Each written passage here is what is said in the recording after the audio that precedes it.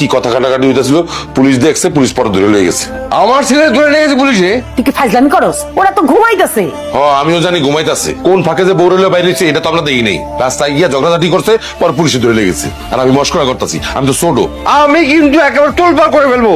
কত বড় সাহস আমার ছেলে পুলিশে ধরে নিয়ে যায়। আমি এখন জেনেছি আমার মাথা খারাপ হয়ে গেছে। আপা দুলাভাইয়ের মাথাটা ঠান্ডা করতে কত। আচ্ছা বাসার সব কাম তো আমিই করি নাকি?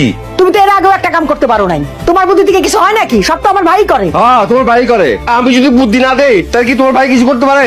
আচ্ছা ঠিক আছে, তোর উপর দায়িত্ব দিলাম। তুই থানায় যাবি, থানায় যে আমার ছেলে নিয়ে আসবি। খবরদার যদি একলা ফিরে আসোস তাহলে কিন্তু তোর খবর আছে। মাথাটা ঠান্ডা করেন, আমি যাইতাছি। বৌমা আর অতুলটা আমি নিয়ে আসবো। আপা আমি গেলাম।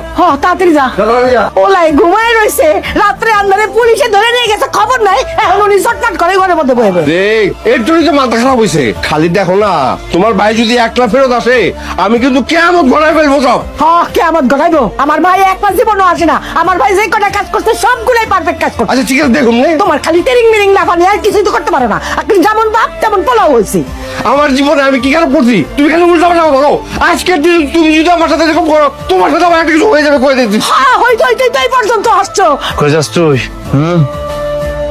এই তুই কি করস? তুই তো সারের খাও। চুপ কর, বেশি কথা তোরে খাই ফেলামো। আমার খাইতে দে। তুই তো সারের খাও কি করতাছ?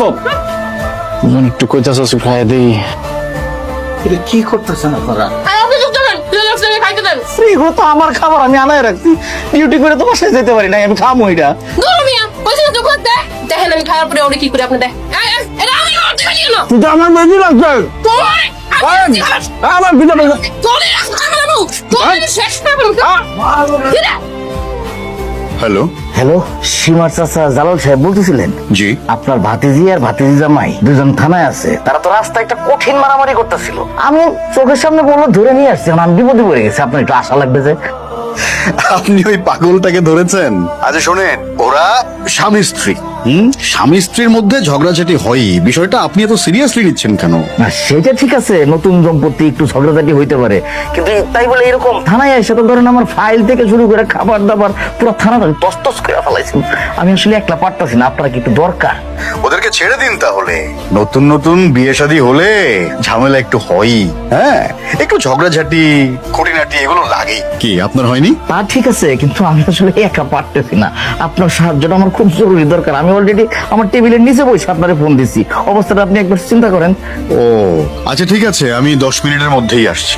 আর শোনেন, এই ঝগড়াঝাটি মানেই কিন্তু ওদের জীবন শেষ না, বরং জীবন শুরু। আরেকটা বিষয় মনে রাখবেন, প্রথমে তিতা, তারপরে মিঠা। এই যে এখন তিতা দেখছেন, তারপরে দেখবেন শুধু মিঠা।